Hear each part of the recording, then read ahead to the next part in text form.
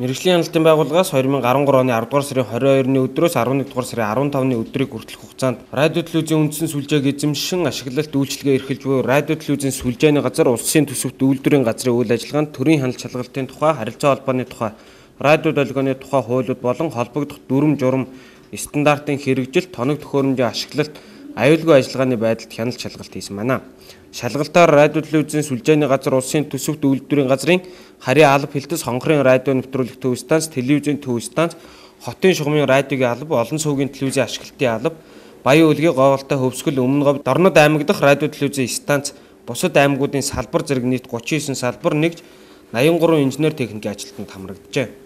Тус газрын одоо хонгорын радио нэвтрүүлэх төв станц, одоо Өмнө Говь, Баян Үлгийн, Хөвсгөл, Дорнод, Говьалтай аймагуд дахь одоо урт дунд долгионы одоо радио нэвтрүүлэх их чадлын станцууд, хотын шугамын одоо радиог бидний хэлцээс төрөл шугамын радио тийм ээ.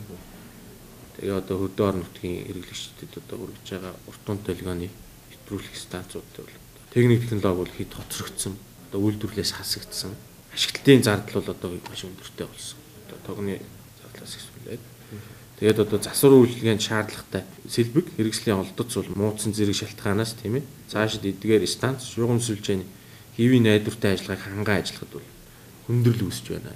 Им дүгнэлтийг гээд бодлогын газар бол мэдээллийн технологи шууд харилцаа холбооны газарт бол одоо энэ асуудлыг тавихаар бол одоо дараагийн зүйлийн хугацаанд шийдвэр гарсан байгаа.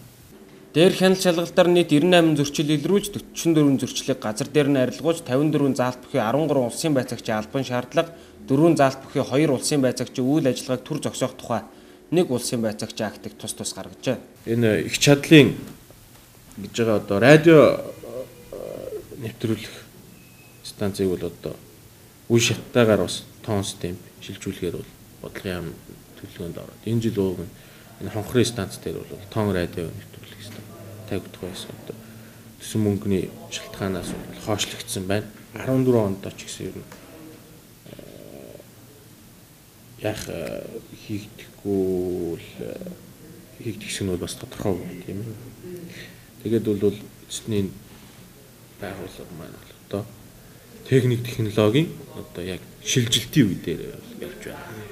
Манай улс эх оны 7 сарын 1-ээс телевизийн өргөн нэвтрүүлгийг тоон систем шилжүүлэхээр болсон. Тиймээс үүнтэй холбоотой дүрм журам эхнээсээ батлагдаж DVB-S2 гэх стандартыг дагаж мөрдөхөөр болсон байна.